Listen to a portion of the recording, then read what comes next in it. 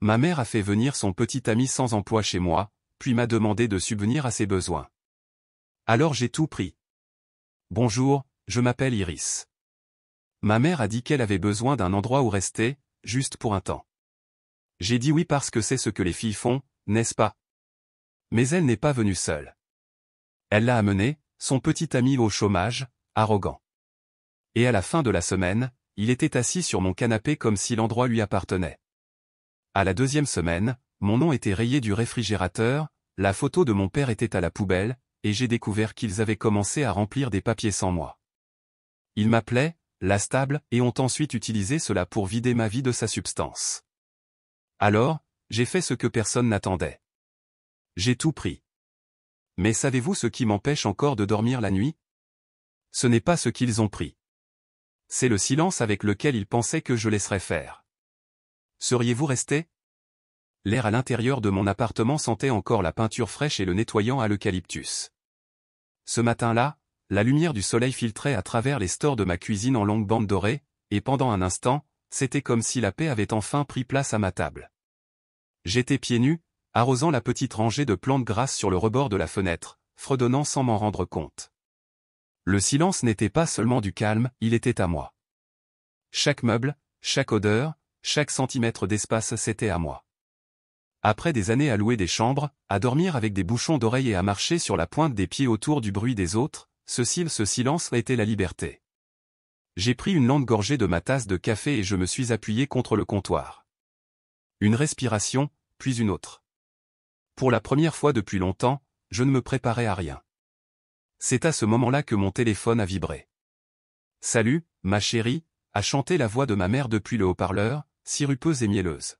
« Écoute, je me demandais si je pouvais rester chez toi juste pour un petit moment, juste le temps de régler quelques affaires. » Mon estomac s'est noué, non pas parce qu'elle demandait.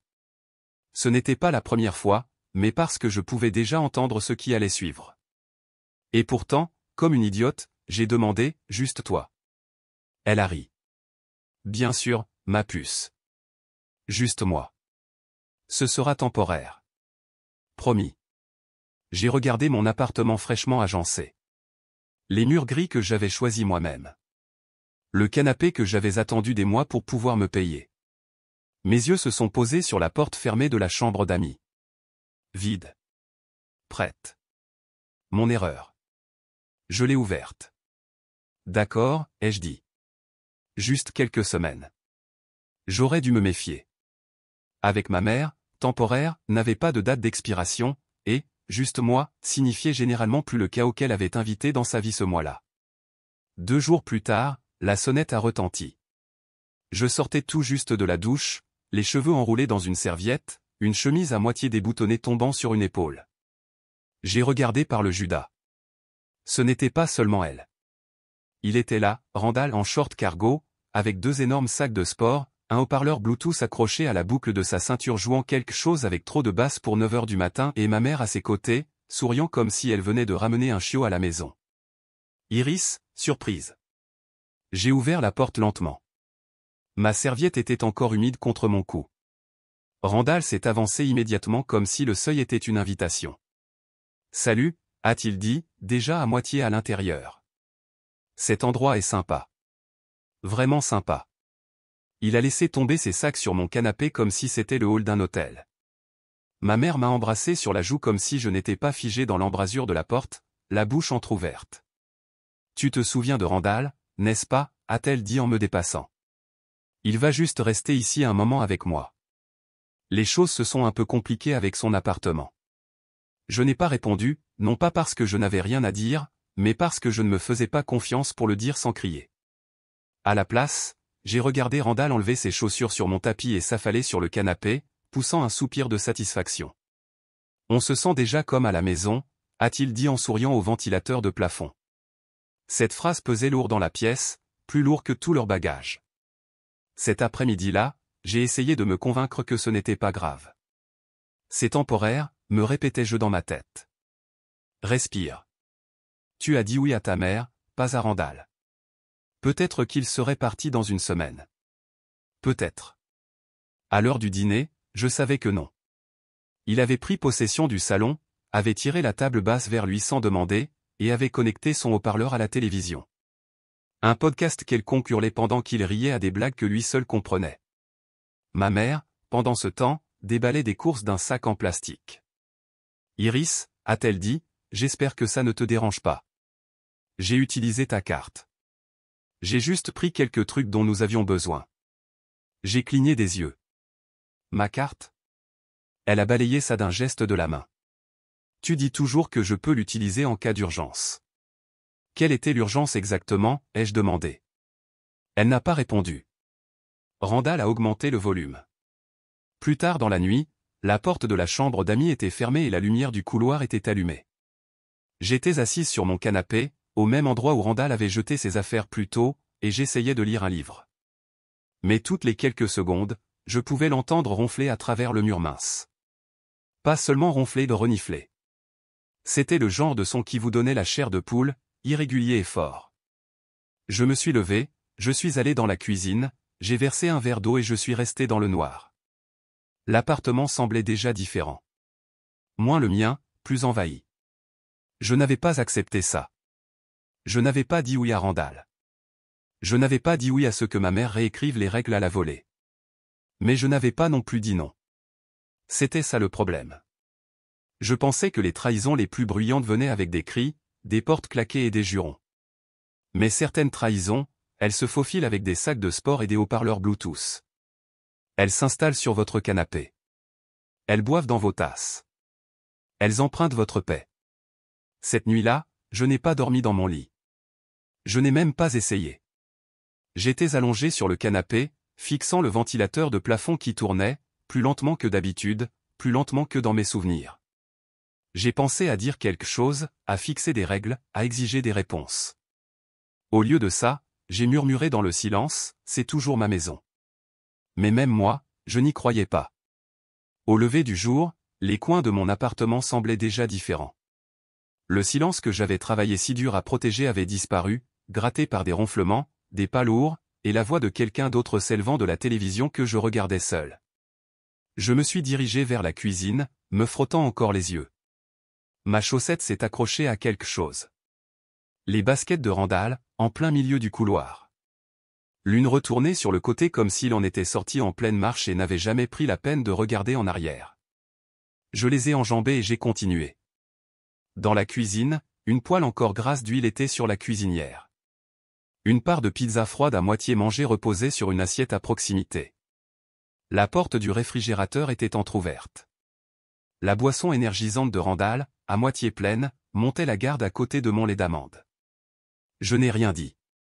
J'ai juste fermé le réfrigérateur, rincé la poêle et essuyé le comptoir en cercle serré et silencieux. Ce n'était pas de la cohabitation. C'était une occupation, et d'une manière ou d'une autre, j'avais cédé le bail. Je suis passé devant le salon et je me suis arrêté. Mon étagère, celle que j'avais arrangée par couleur et par hauteur, non pas pour l'esthétique, mais parce que cela me calmait, était vide.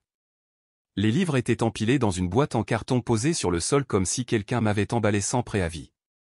Le dessus était étiqueté « Affaire d'Iris ».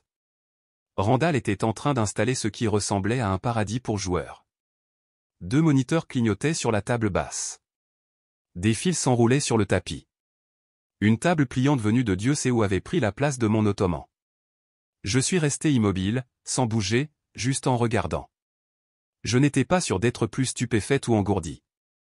Il m'a remarqué alors. « Oh, salut », a-t-il dit nonchalamment. « J'espère que ça ne te dérange pas que j'ai déplacé quelques trucs. Tes livres gênaient un peu. Je me suis dit que tu ne les lisais pas beaucoup de toute façon. » J'ai cligné des yeux. C'était ça. Pas de questions, pas d'excuses, pas de curiosité de savoir si j'étais d'accord avec le réaménagement de mon espace personnel. Juste l'hypothèse, son confort prioritaire sur le mien. Je n'ai rien dit. Non pas parce que je ne voulais pas parler, mais parce que je ne faisais pas confiance à la version de ma voix qui pourrait sortir. Au lieu de cela, je suis allé vers la boîte, j'ai ouvert le rabat et j'ai passé mes doigts sur les dos des romans que j'avais collectionnés depuis l'université. Ils étaient poussiéreux maintenant, mal pliés. L'un des livres à couverture rigide avait une jaquette déchirée. Ce n'était pas seulement une étagère qui avait disparu. C'était le rappel que j'avais l'habitude d'occuper de l'espace ici sans permission. Ce soir-là, Vera et Randall sont revenus des courses. On ne m'a pas demandé si nous avions besoin de quelque chose. Je ne savais même pas qu'ils étaient sortis. Ma mère a laissé tomber des sacs en plastique sur le comptoir et m'a tendu le ticket de caisse. « Tu as ta carte enregistrée, n'est-ce pas, ma puce ?» a-t-elle dit. « C'est plus facile comme ça. » Je n'ai pas répondu. Randall a ouvert un soda et s'est appuyé contre le réfrigérateur, mâchant comme s'il appréciait le silence plus que moi. J'ai trié le ticket de caisse. Des œufs, 3 sortes de chips, de la bière, un pain de viande congelée que je ne mangerai jamais, des bougies parfumées qui sentaient quelque chose entre l'eau de Cologne et le regret. Ma mère a croisé mon regard. « Ne sois pas si sérieuse, Iris.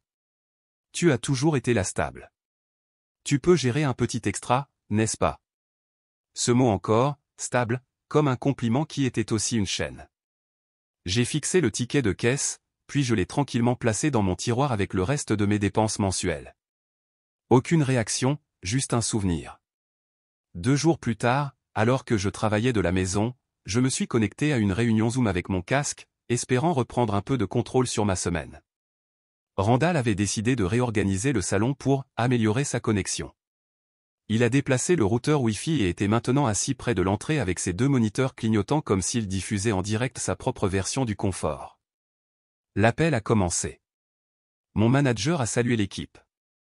Puis, venant de la direction de Randall, le crissement d'une compilation d'accidents de voiture a percé l'air, suivi de son rire. Un de mes collègues a souri maladroitement à travers la caméra. « Iris, est-ce que quelqu'un regarde des accidents de NASCAR dans ton salon ?» J'ai eu envie de rire. Au lieu de cela, j'ai coupé le son et mon écran est devenu noir. Ce n'était pas un bruit de fond. C'était une intrusion rendue visible. Après l'appel, j'ai fixé mon écran vide. Je n'ai pas pleuré. Je n'ai pas ragé. J'ai pris mon vieux cahier dans le tiroir latéral, celui que je n'avais pas utilisé depuis que j'avais budgétisé mon acompte. En haut d'une page blanche, j'ai écrit en lettres capitales « C'est que je paye. » En dessous, j'ai commencé à lister chaque article, loyer, Wi-Fi, eau, électricité, courses, meubles, services de streaming, appareils électroménagers, articles de réparation divers, ampoules, savon pour les mains. Chaque ligne ressemblait à une limite en train d'être reconquise. Cette nuit-là, pendant que Randall regardait la télévision à plein volume, je me suis retrouvé à tracer les bords de mon canapé, celui que j'avais acheté après ma première promotion. J'avais économisé pendant 6 mois pour l'avoir, et j'avais choisi le tissu avec soin, un gris anthracite doux, des coussins fermes, des pieds modernes. Je me souvenais m'être allongé dessus la première semaine de mon emménagement, respirant enfin. Ce souvenir semblait voler maintenant. Pas seulement flou, mais écrasé par le confort de quelqu'un d'autre. Je me suis levé, je suis allé à mon placard et j'ai sorti le dossier des reçus. Je ne savais pas exactement ce que je faisais, mais je savais pourquoi je le faisais. Quelque chose en moi avait changé silencieusement, irrévocablement. Il voulait que je le soutienne. D'accord, commençons à compter. Le soutien, après tout, vient avec des reçus. Le jeudi, ma table de salle à manger s'était transformée en quelque chose ressemblant à un poste de comptabilité légale. Chaque facture, chaque transaction numérique, chaque livraison de courses que j'avais commandée depuis le jour de leur emménagement triée, imprimée, surlignée. J'ai acheté des dossiers chez Office Dépôt et les ai étiquetés comme si je me préparais pour un procès, service public, nourriture, produits de nettoyage, loyer, meubles, entretien divers, tout y était. Des onglets de couleur m'aidaient à suivre les tendances. Le rouge signifiait les charges récurrentes, le vert les articles à usage partagé, et le jaune. Le jaune était pour tout ce qu'il consommait mais ne reconnaissait jamais. Cette pile grossissait le plus vite.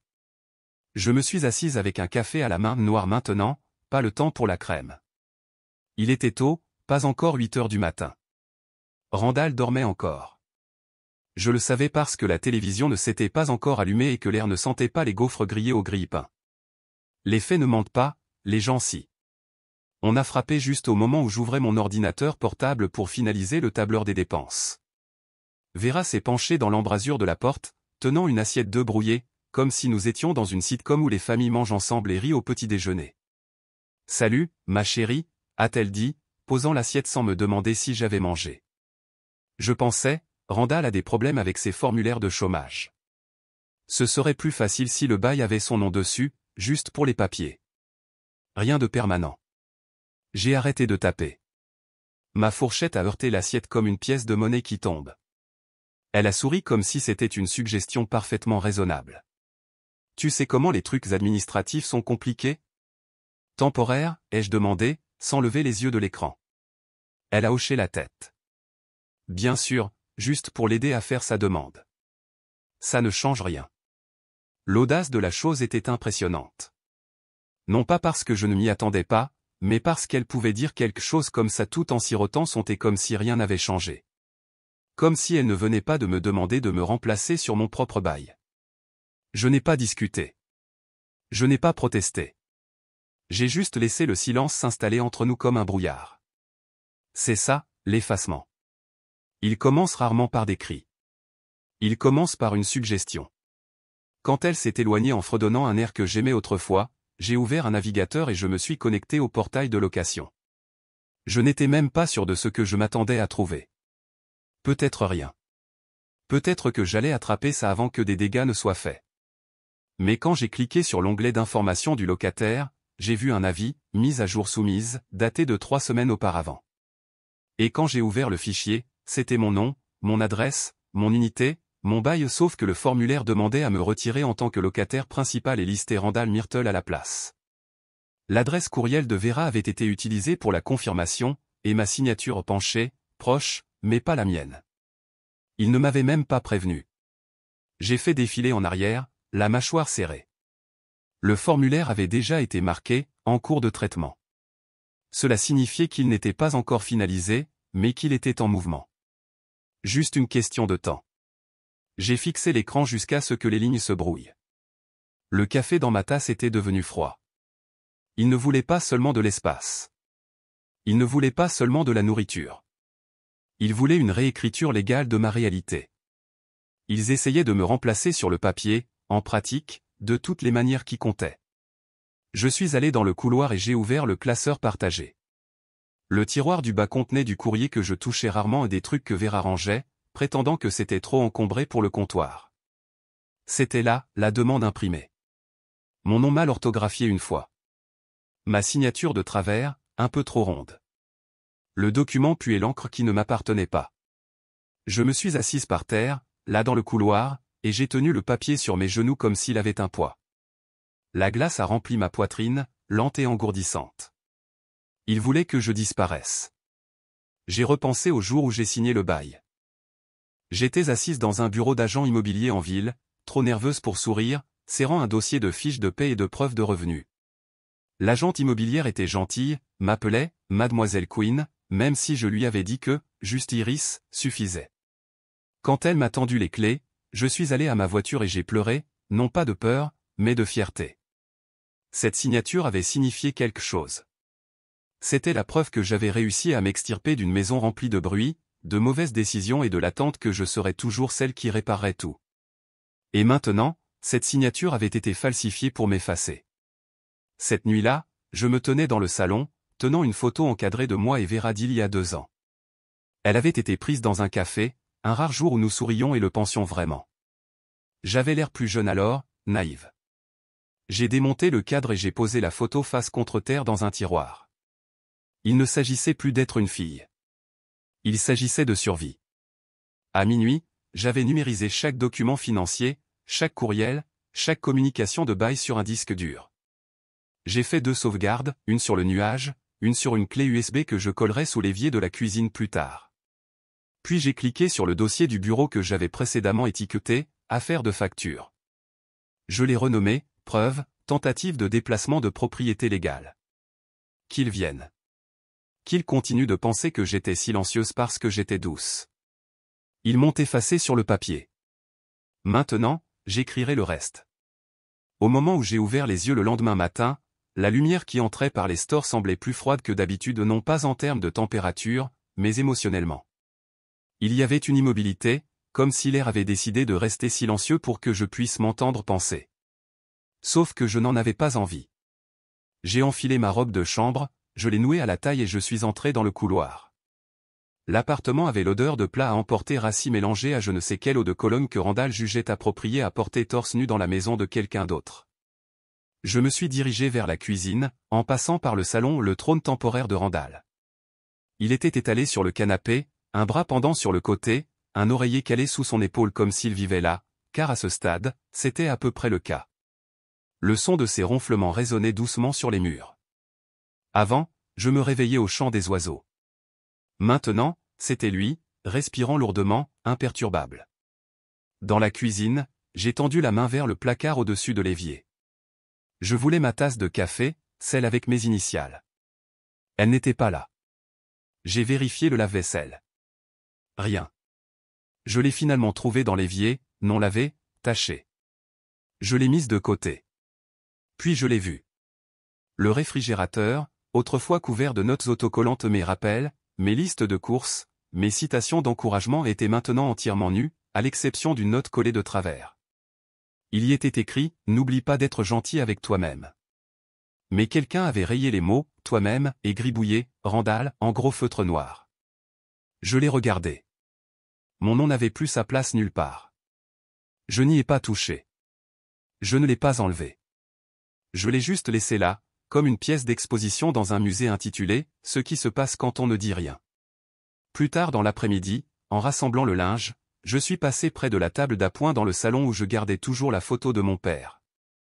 Elle avait disparu. L'endroit était vide, un léger carré de poussière montrant où elle se trouvait. J'ai vérifié l'étagère. Rien. Puis le meuble de télévision. Puis ma chambre, au cas où je l'aurais déplacé et oublié. Ce genre d'oubli aurait semblé être une miséricorde. Finalement, je l'ai trouvé dans la poubelle. Le cadre était fissuré. Le verre ébréché. La photo froissée sur le bord comme si quelqu'un l'avait jetée sans soin. Le visage de mon père me regardait, partiellement plié sous une boîte à pizza et un sac de Doritos vide. Je l'ai soulevée avec précaution, comme si elle avait encore un souffle. Randall était assis au comptoir quand je me suis retourné. Je n'ai pas crié. Je n'ai pas haussé la voix. J'ai juste levé la photo et demandé « As-tu jeté ça ?» Il a regardé par-dessus son épaule, remarquant à peine ce que j'avais dans la main. « Oh, ça ?» Il a haussé les épaules. Je ne savais pas que c'était important. Ça avait l'air vieux. Derrière lui, Vera est entrée du couloir, se frottant les mains avec de la lotion comme si rien de tout cela ne se passait. Je me suis tourné vers elle. C'était la seule photo que j'avais de lui. Mon père. Elle a jeté un coup d'œil à la photo, puis à moi, son visage illisible. Ma chérie, il n'a probablement pas réalisé que c'était important. N'en fais pas toute une histoire. Plus grande. J'ai senti quelque chose se fissurer. Pas le genre que l'on entend, mais le genre que l'on sent dans ses côtes quand quelque chose est perdu pour toujours. Pas seulement la photo, mais ce qu'elle représentait. Je suis passé devant eux, la photo toujours à la main, et je suis allé dans ma chambre. Je me suis assise sur le lit, j'ai fermé les yeux et j'ai essayé de respirer. Et puis je l'ai entendu. Pas un son dans la pièce, mais un son en mémoire. La voix de mon père d'il y a longtemps. Je ne pouvais pas me souvenir où nous étions. Peut-être à l'arrière de sa vieille camionnette. Peut-être juste en rentrant de l'école. Mais sa voix était claire, ne laisse personne te traiter comme une option dans ta propre vie. J'ai ouvert les yeux et j'ai su. Cette nuit-là, j'ai essayé de sauver le cadre. J'ai collé ce que je pouvais. J'ai remplacé le verre par une pochette en plastique d'un vieux classeur. Ce n'était pas parfait, mais c'était intact. Tout comme moi. Pas intacte, pas entière, mais toujours debout. Le lendemain matin, au café, j'ai abordé le sujet. J'ai besoin de ce cadre, ai-je dit, d'une voix égale. C'était la seule photo que j'avais de papa. Vera n'a pas bronché. Elle a pris une gorgée de thé, puis a dit aussi calmement que si elle lisait la météo, si tu n'es pas à l'aise avec l'arrangement, il est peut-être temps que tu déménages. Je l'ai regardée pleinement. Pas la version d'elle que je voulais voir. Pas la mère qui cousait autrefois des boutons sur mon manteau ou qui s'est présentée à ma remise de diplôme avec une demi-heure de retard, mais en souriant. Je la voyais maintenant pour ce qu'elle était, quelqu'un qui préférerait perdre sa fille plutôt que sa commodité. Elle le pensait. Elle préférait que je parte plutôt que de confronter la perturbation qu'elle avait introduite dans ma vie. Ma cuillère a cliqueté contre le bord de ma tasse. Je me suis levé lentement, j'ai repoussé ma chaise et j'ai hoché la tête. Ce n'était pas une suggestion. C'était un avis d'expulsion déguisé en préoccupation maternelle. Je n'ai pas discuté. Je n'ai pas crié. Je n'ai même pas pleuré. Au lieu de cela, je suis allé dans ma chambre, je me suis assise à mon bureau et j'ai ouvert un nouveau document. Je l'ai intitulé « Plan de secours ». Première ligne, déménageur. Puis, option de garde-meuble. Ensuite, consultation juridique. Je ne décidais plus si je devais partir. Je planifiais comment faire en sorte que cela compte. J'allais quitter cet endroit d'une manière qu'il n'oublierait jamais. Pas avec violence, pas avec rage, mais avec des preuves, avec un silence si fort qu'il résonnerait longtemps après mon départ. Plus tard dans la nuit, avant de me coucher, je me suis tenu devant le miroir de la salle de bain. J'ai pris mon rouge à lèvres rouge, celui que je ne portais jamais, et j'ai écrit sur le miroir « Il voulait que je parte ». Je ne laisserai derrière moi que le silence et un message. Le message a commencé le lendemain matin. Je me suis réveillé avant le lever du soleil, le ciel encore de la couleur de la lavande meurtrie. Le rouge à lèvres sur le miroir avait séché pendant la nuit. Un peu strié par l'humidité, mais toujours lisible, toujours rouge. Je l'ai regardé une dernière fois avant de me brosser les dents. Il voulait que je parte. Je ne laisserai derrière moi que le silence et un message. Je pensais chaque mot. Je me suis déplacé comme un fantôme dans le couloir pieds nus, faisant attention de ne pas réveiller Randall, qui était prévisiblement évanoui sur le canapé à nouveau, une manette de jeu posée sur sa poitrine comme un insigne de médiocrité. Le salon ressemblait à une fête de fraternité pour une seule personne. Des canettes de soda ouvertes, des miettes sur le tapis, une chaussette drapée sur la coudoir comme un drapeau paresseux de conquête. Je l'ai enjambé et je suis allé à la cuisine. J'ai fait du café sans allumer les lumières.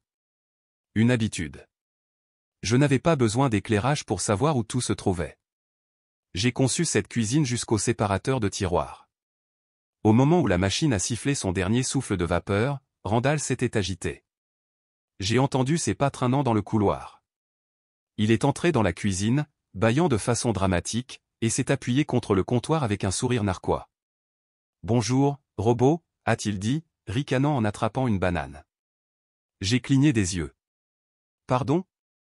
Tu sais, la façon dont tu gardes tout si propre. Stérile. Des murs tout blancs et du silence. Pas de musique, pas de désordre. Comme vivre dans un laboratoire. » Je suis restée silencieuse, sirotant mon café. La tasse avait encore un léger éclat près de l'anse, un que Randall avait causé la semaine dernière et jamais reconnu. Derrière lui, Vera est entrée. Elle a attrapé la fin de sa blague et a laissé échapper un léger rire. « Oh, allez » a-t-elle dit en me jetant un coup d'œil. Elle a toujours été un peu rigide. « Tu sais comment est Iris. » J'ai souri, mais ce n'était pas un sourire gentil. C'était le genre de sourire que l'on porte aux enterrements quand quelqu'un fait une blague déplacée. J'ai posé ma tasse avec précaution et je les ai regardés tous les deux. « Randall, tu vis dans ma maison, » ai-je dit, chaque mot prononcé comme un document au tribunal. « Tu n'as pas le droit de m'insulter dedans. » Il a haussé un sourcil, mâchant la banane maintenant, toujours amusé. « Tu es vraiment sensible, hein ?» Vera a posé ses mains sur le comptoir. « Ne commence pas une scène. » Il plaisantait. Tu sais qu'il plaisante. Je l'ai regardé directement. Ce sera la dernière semaine où il me parlera de cette façon. Plaisanterie ou non. Puis j'ai pris ma tasse et je suis parti. J'ai passé les heures suivantes à travailler depuis ma chambre, essayant d'ignorer les éclats de rire occasionnels du salon où Randall regardait à nouveau des vidéos de compilation et des gens qui tombent, des voitures qui dérapent, les choses habituelles qui l'amusaient. Mais j'ai gardé ma concentration. J'ai envoyé des rapports, participé à des réunions Zoom, répondu à des courriels. Cet après-midi-là, je suis sorti pour récupérer un colis dans la boîte aux lettres. C'était une courte marche jusqu'au hall, et je suis resté dehors un peu plus longtemps que nécessaire. L'air y était meilleur, moins usé. Quand je suis revenu, quelque chose n'allait pas. Je suis entré dans ma chambre et je me suis arrêté. Tout était décalé. Pas de manière spectaculaire, juste assez. Les portes de mon placard étaient entr'ouvertes. À l'intérieur, plusieurs chemises avaient été réarrangées par couleur. Une boîte de foulards qui était habituellement sur l'étagère du haut était maintenant par terre. Mon bureau avait été mal dépoussiéré. Quelques-uns de mes journaux intimes étaient empilés proprement sur la table de chevet, que je n'avais pas touché depuis des jours. Et puis j'ai remarqué ce qui manquait. La photo de moi et de ma colocataire d'université et l'une des rares personnes qui était restée quand les choses se sont effondrées il y a des années n'était pas sur l'étagère. Mon tiroir, où je gardais les lettres de mon père, était légèrement ouvert, et la pile semblait avoir diminué. Je suis retourné dans le couloir, le cœur battant, non pas de panique, mais de cette rage spécifique qui s'installe au fond de votre estomac et grandit lentement. Vera pliait du linge au bout du couloir. « Tu es allé dans ma chambre » ai-je dit. Elle n'a pas levé les yeux. J'ai juste rangé un peu. C'était poussiéreux. Tu n'organises jamais. Tu es allé dans ma chambre fermée à clé. J'ai utilisé la clé de secours. C'est aussi ma maison, après tout. Non, ai-je dit doucement. Ce n'est pas le cas. Elle s'est retournée alors, enfin, les bras croisés, le linge toujours dans ses mains. Tu es dramatique. Je n'ai rien jeté. Tu as déplacé des choses qui n'étaient pas à toi. Tu as touché des lettres qui n'étaient pas destinées à tes yeux. Tu as franchi une ligne que j'avais rendue très claire. Elle a levé les yeux au ciel. Honnêtement, Iris, tu exagères. C'était ça. La phrase que chaque transgresseur de limite utilise quand il est pris. Les mots destinés à vous faire douter de vous-même jusqu'au silence. Je ne lui ai pas donné ce pouvoir. Ce soir-là, j'ai appelé un serrurier. Je n'ai pas attendu la permission. Je n'ai pas demandé si cela dérangerait quelqu'un. Je l'ai simplement fait. Il est arrivé juste après 18 heures. Pendant que Randall jouait aux jeux vidéo avec son casque et que Vera prenait un bain, je me tenais à côté de la porte de ma chambre, les bras croisés, regardant la serrure être remplacée. Le serrurier m'a tendu la nouvelle clé. Dois-je jeter l'ancienne? Oui, ai-je dit. S'il vous plaît. Une fois qu'il est parti, j'ai écrit une note et je l'ai collée sur ma porte, si je dois enfermer ma paix, vous n'en faites plus partie. Je n'ai rien entendu à ce sujet pendant des heures. Randall a vu la note en premier et a ricané assez fort pour que je l'entende. Vera est passée devant 2 fois et n'a rien dit. A fait semblant que ça n'existait pas. Mais c'était là, et je bougeais déjà en coulisses. Cette nuit-là avant de me coucher, je me tenais dans la cuisine en sirotant de l'eau. Vera est entrée pour prendre quelque chose dans le réfrigérateur. Nous nous déplacions comme des étrangers maintenant. Sa robe de chambre a bruissé alors qu'elle prenait du jus. « Tu vas vraiment agir comme ça pour une chambre » a-t-elle dit, sans même me faire face. J'ai posé mon verre. « Non » ai-je dit, pas pour une chambre. Pour le fait que tu as rendu très clair qui tu valorises ici, et ce n'est pas moi. Elle s'est retournée alors, s'appuyant contre le comptoir. Tu es encore dramatique. Je me suis approché, gardant ma voix calme. La prochaine fois que quelqu'un entrera dans mon espace, il le trouvera vide. Son expression s'est durcie. Est-ce une menace? J'ai secoué la tête. Non, c'est une promesse. Et les promesses, contrairement aux gens, méritent d'être tenues. Je ne me suis pas réveillé avec urgence ce matin-là. Pas de feu dans ma poitrine, pas de martèlement dans mes oreilles. Juste de la clarté. Le genre qui s'installe après avoir répété la même trahison dans sa tête une centaine de fois.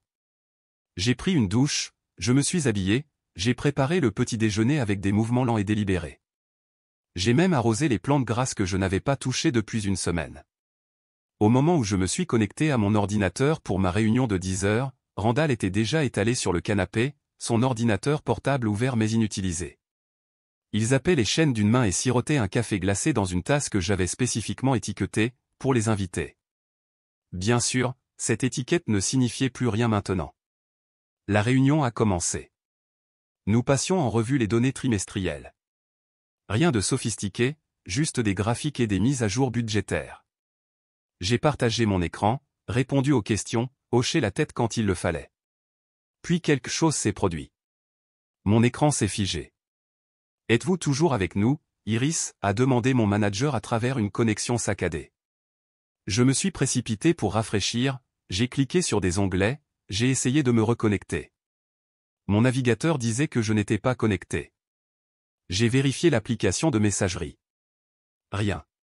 Puis j'ai ouvert le dossier de la corbeille, juste au cas où, et c'était là, disparu, tout le fil de discussion du client. 47 messages, des ébauches de propositions, de la documentation juridique, chaque partie de la discussion que j'avais menée pendant le mois écoulé. Je me suis levé si rapidement que ma chaise a grincé contre le sol. Randall m'a regardé, surpris. Il a retiré son casque, a cligné des yeux comme s'il ne s'attendait pas à être interrompu. « As-tu utilisé mon ordinateur portable ?» ai-je demandé, connaissant déjà la réponse.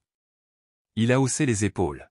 « Ouais, je regardais ce documentaire sur ce type qui a fait semblant d'être médecin. Histoire de fou. J'ai probablement cliqué sur quelque chose. Je ne voulais rien supprimer. Je l'ai juste regardé. Sans cligner des yeux. Sans respirer trop fort. Juste en regardant. Ce n'était pas de la maladresse. Ce n'était pas accidentel. C'était du sabotage avec un sourire. Tu avais ton propre ordinateur portable sur tes genoux, ai-je dit, la voix basse. Ouais, mais ton écran est plus grand, a-t-il répondu sans honte. J'ai hoché la tête une fois, je me suis retourné et je suis retourné dans ma chambre. Je n'ai pas claqué la porte. Ce n'est pas comme ça que l'on gagne des guerres comme celle-ci.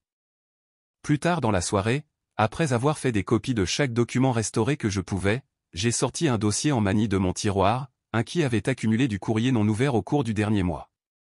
Je ne lisais généralement pas chaque enveloppe au moment où elle arrivait. Des factures que je payais déjà en ligne. Du courrier publicitaire que j'ignorais. Mais une enveloppe a attiré mon attention. Elle était adressée à Randall Myrtle. Expéditeur, département du travail et de l'emploi du Colorado. Je l'ai ouverte. À l'intérieur, un document de confirmation. Il m'avait listé un nom complet, adresse comme son soutien financier et sa cohabitante domestique. Il avait utilisé mes dossiers d'emploi, mon adresse, même mon revenu estimé. Et quelque part, quelqu'un avait tamponné cela comme « vérifié ». Je me suis assise sur le bord de mon lit et j'ai laissé le papier tomber sur mes genoux. Quand je l'ai confronté le lendemain, il était sur son téléphone, étalé dans le fauteuil inclinable comme un adolescent après l'école. « Tu m'as listé comme ton soutien financier ?» ai-je demandé, en brandissant le papier. Il a levé les yeux de son écran, a plissé les yeux, puis a hoché la tête.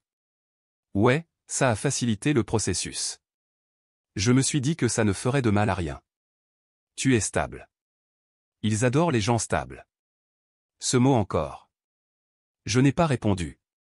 Je me suis juste retourné, je suis retourné dans ma chambre et j'ai ouvert un nouveau document sur mon ordinateur portable. Preuve d'accès numérique non autorisé. J'ai tout noté. Chaque incident, chaque date, chaque capture d'écran que j'avais prise depuis son emménagement.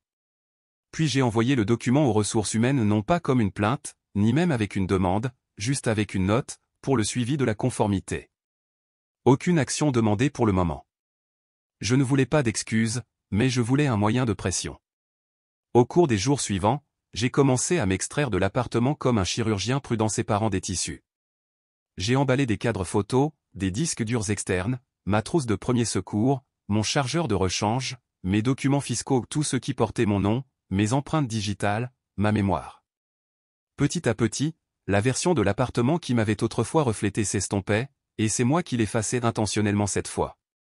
Un soir, alors que je chargeais une boîte dans mon placard, Randall est passé et a ricané. « Tu fais enfin le tri à la Marie Kondo dans ta vie ?» a-t-il demandé. J'ai fermé la boîte et j'ai souri. « Non, je me prépare juste pour un déménagement. » Il a ri. « Bien pour toi. Le changement, c'est bien. Ça pourrait même être bon pour ton humeur. » Je n'ai pas répondu. Vera était assise à proximité, faisant semblant de ne pas entendre.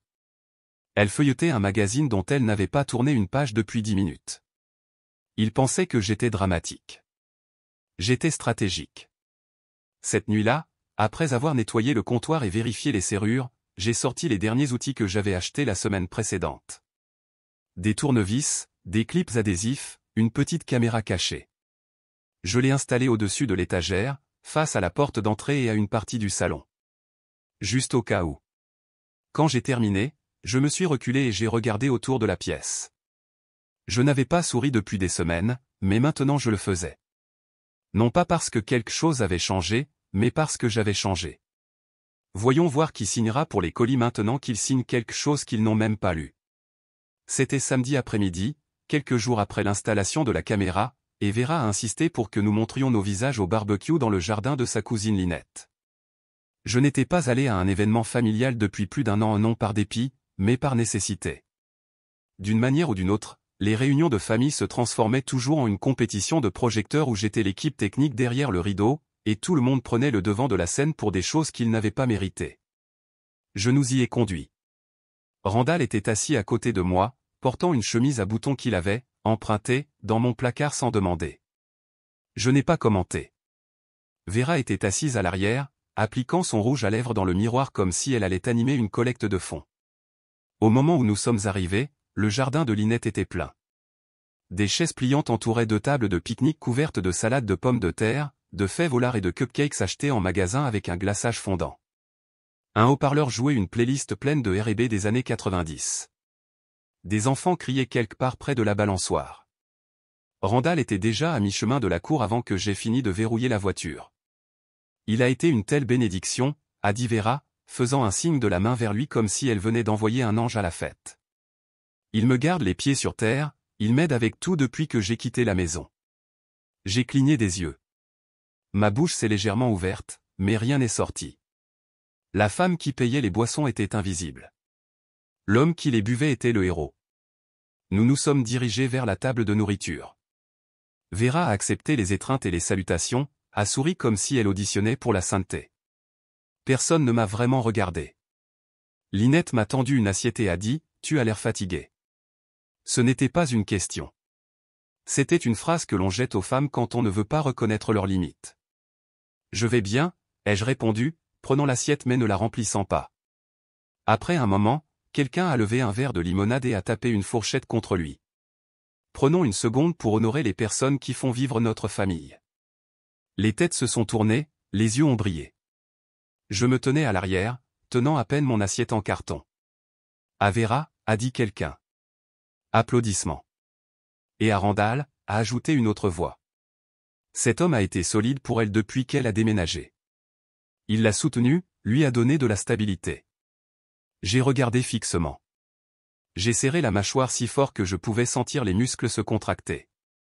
C'était ça. Ma vie, réécrite sans moi devant une foule. Portée en toast avec du soda de marque distributeur et des sourires superficiels. Je n'ai pas pleuré. Je n'ai pas crié. J'ai levé mon téléphone. J'avais prévu d'utiliser la caméra pour la sécurité, pour la documentation, mais maintenant elle avait un nouveau travail. J'ai appuyé sur enregistrer et j'ai filmé le visage de Vera alors qu'elle riait à côté de Randall. J'ai capturé son hochement de tête comme si les mots étaient vrais, comme si les sacrifices que j'avais faits étaient les siens, comme si le toit au-dessus de sa tête s'était matérialisé par la prière et non par les semaines de 40 heures que je faisais pour me payer cette hypothèque. Le lendemain matin, après le petit déjeuner, je suis passé près de la table de la cuisine et j'ai remarqué l'iPad de Vera posé, ouvert, à moitié chargé. Elle l'utilisait pour commander des vitamines et lire ses articles de tabloïd. Elle n'a jamais mis de code d'accès, disant que c'était trop de peine de s'en souvenir.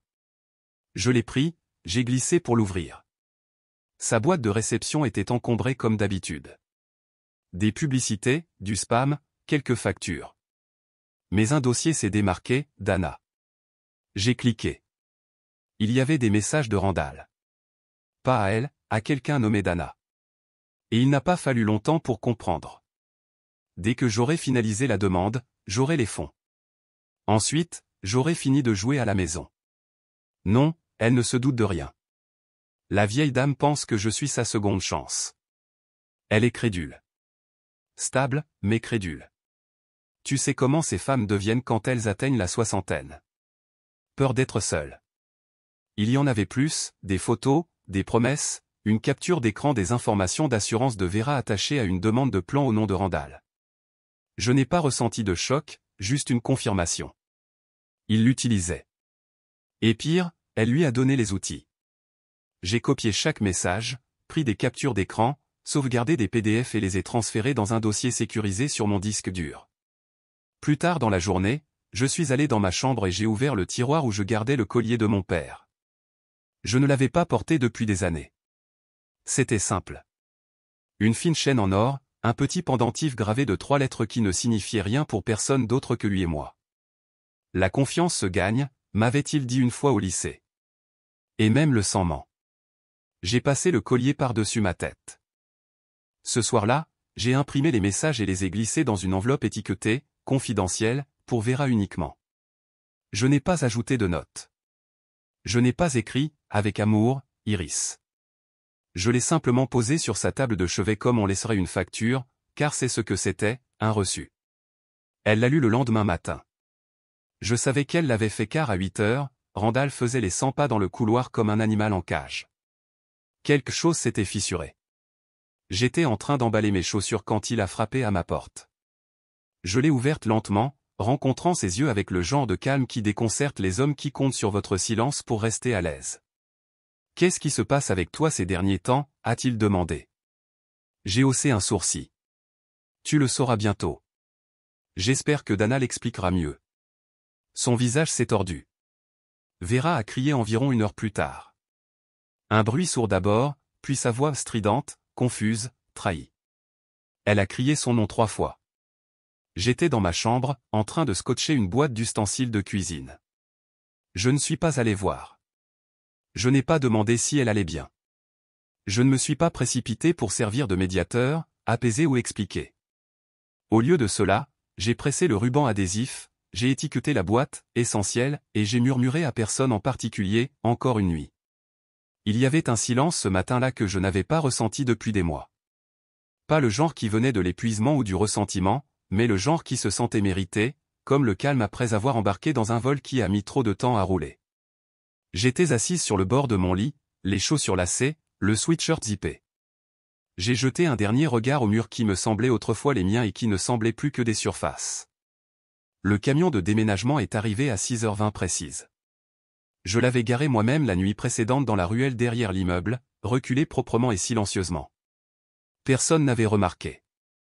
À 6h30, le diable était chargé des premières boîtes. J'ai travaillé seul. J'avais payé des déménageurs, mais je voulais être celle qui emporterait tout, du moins les choses importantes. Le reste pourrait être géré par des professionnels. C'était une question de principe. On n'a pas besoin de permission pour quitter ce qui n'a jamais été à soi. Le canapé que j'avais acheté dans un magasin d'occasion quand j'ai emménagé pour la première fois. Il est parti en premier, puis le matelas, le tapis, la télévision, le routeur, la table basse, chaque lampe, chaque plat, même les ampoules. Je les ai dévissés méthodiquement. Chaque tour, un point de suture retiré d'une blessure qui avait dépassé sa période de guérison. À 7h12, Randall est sorti du couloir en short de sport et un t-shirt qui n'était pas le sien. Il s'est frotté les yeux, a cligné des yeux en voyant l'espace vide où se trouvait le canapé. « Qu'est-ce que tu fous » a-t-il demandé. Je ne me suis pas retourné tout de suite. J'ai placé le reste de mes couverts dans une caisse rembourrée, j'ai fermé le couvercle et je lui ai enfin fait face. Je récupère. Il a ri, ou a essayé. C'est une blague? Je lui ai tendu une enveloppe. À l'intérieur se trouvait une copie du transfert immobilier, une lettre notariée et un dernier avis daté. L'appartement est vendu. Vous avez 2 jours pour quitter les lieux. Il a cligné des yeux, la mâchoire ouverte. Tu ne peux pas être sérieuse. Vera est entrée dans la pièce alors, les cheveux attachés, des chaussons aux pieds. Elle a regardé entre nous, les yeux plissés. Qu'est-ce que c'est? Je n'ai pas répondu. Je n'en avais pas besoin. J'ai simplement repris l'enveloppe, je la lui ai tendue et je l'ai regardé lire. Sa main tremblait à la 2e page. Non, tu n'as pas fait ça, a-t-elle murmuré. Tu ne l'as pas vendu. Je l'ai regardé droit dans les yeux. Si. Il y a 3 semaines. Les papiers ont été signés. Tu ne l'as juste pas remarqué parce que tu étais trop occupé à défendre un mensonge. Ils sont restés là, sans voix, l'espace entre nous plus froid que le carrelage sous mes pieds. La sonnette a retenti à 9h. Un huissier en coupe-vent a tendu une enveloppe en manille. Randall Myrtle? Il l'a prise, fronçant les sourcils.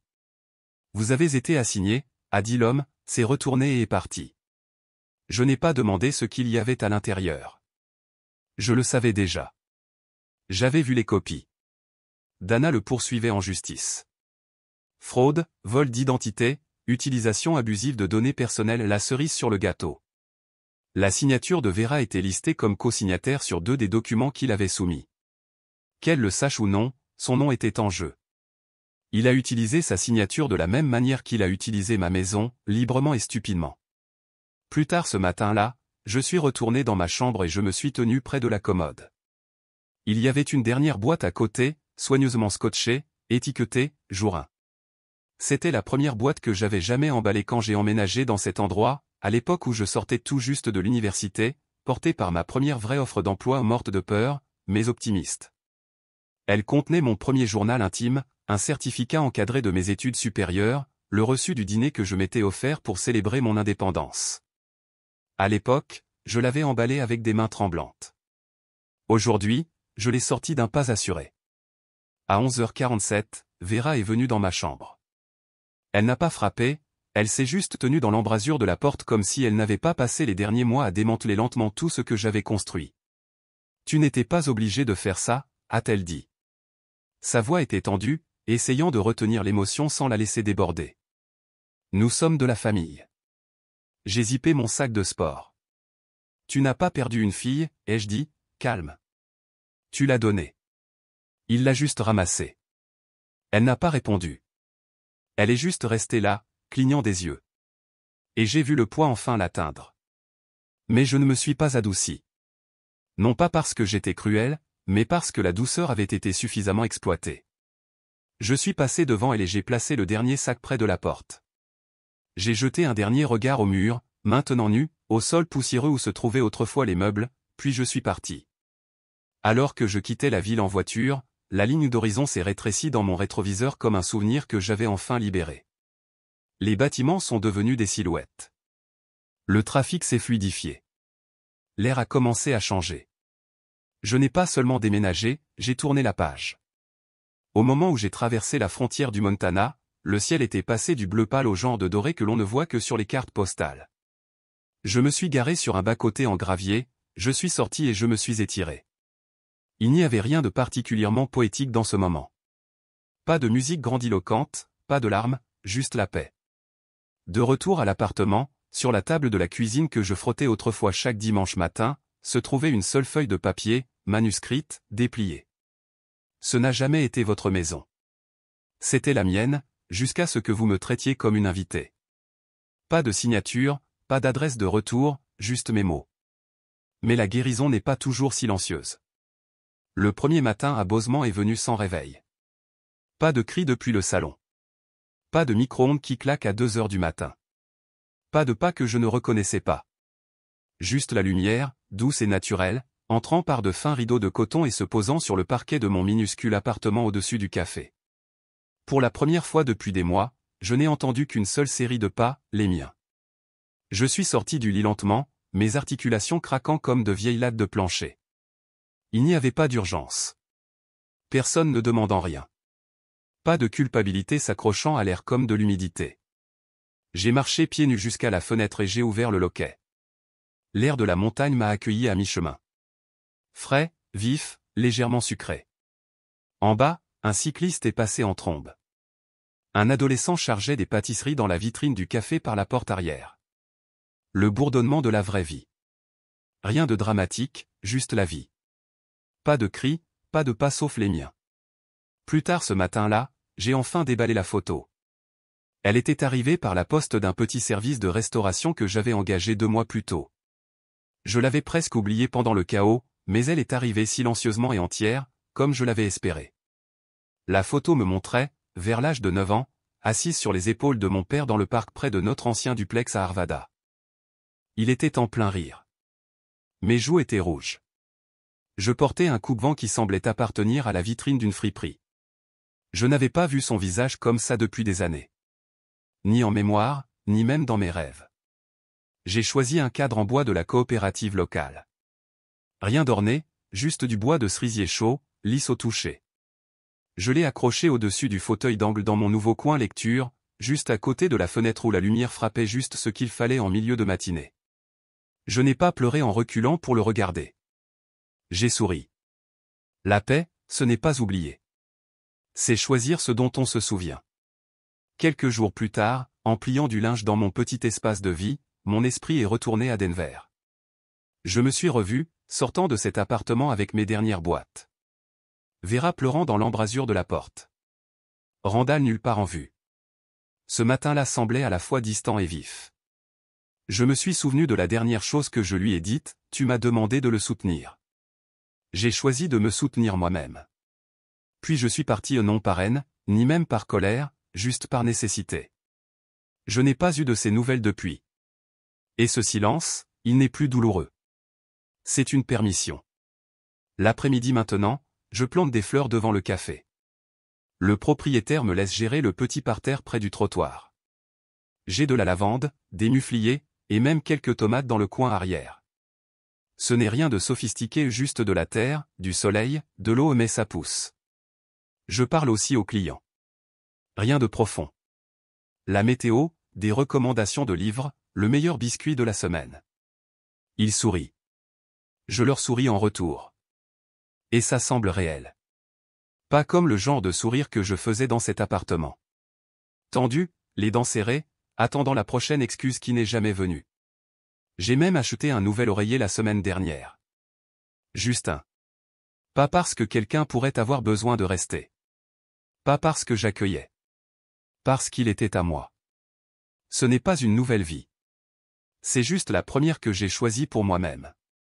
Quelques semaines après mon installation, j'ai reçu un courriel de ma cousine Ellie. C'est la seule qui n'a jamais pris parti, qui a toujours parlé en fait. Elle m'a transféré un article de presse locale sur Randall. Fraude à l'assurance, plusieurs chefs d'accusation, amende, procès civil, audience au tribunal. Je pensais que tu voudrais voir, a écrit Ellie. Ton nom n'a pas été mentionné. Elle n'a pas mentionné Vera. J'ai appris plus tard qu'elle avait déménagé dans un autre état. Vendu ce qui restait des meubles. L'appartement a été saisi. Le nom de Randall n'est plus sur rien maintenant, sauf les dossiers judiciaires. Pas d'amertume, juste des faits. Un soir, je me suis assise avec mon ordinateur portable et j'ai relu la lettre que j'avais écrite mais jamais envoyée. Le brouillon que j'avais laissé plier dans le tiroir du haut de mon ancien bureau. Elle n'était pas longue. Je ne suis pas parti parce que j'étais faible. Je suis parti parce que j'ai arrêté d'espérer que tu changerais. Certaines lettres ne sont pas pour eux. Elles sont pour nous. Pour les parties de nous qui ont besoin d'entendre que nous avons eu raison de partir. Que nous choisir n'était pas une trahison. C'était de la survie. J'ai replié la lettre, je l'ai placée dans une boîte marquée « Non envoyée ». Non pas parce que j'y tenais, mais parce qu'elle me rappelait un moment où j'ai lâché prise.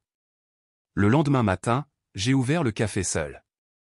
J'ai tourné le panneau sur ouvert et j'ai préparé la première cafetière de la journée. Une brise est entrée par la porte d'entrée ouverte et a soulevé le coin du rideau. C'était calme, mais pas vide. Je me suis assise au comptoir, j'ai tenu ma tasse entre mes mains et j'ai regardé par la fenêtre les montagnes qui ne me semblaient plus étrangères. J'ai perdu une maison mais j'ai trouvé une vie, et ça, peut-être, c'était tout. Parfois, se choisir soi-même signifie s'éloigner des personnes qui s'attendaient à ce que vous restiez silencieux pour toujours. Ce n'était pas seulement une histoire de trahison. Il s'agissait de récupérer son identité, ses limites et sa paix dans un endroit où elle n'était jamais respectée. Et vous? Avez-vous déjà dû vous éloigner de quelqu'un qui appelait cela une famille mais vous traitez comme un plan de secours? Si cette histoire a touché une corde sensible, n'oubliez pas d'aimer, de commenter et de vous abonner pour plus d'histoires puissantes sur la force tranquille, la guérison et le genre de justice qui ne fait pas toujours la une des journaux, mais qui a assurément un impact.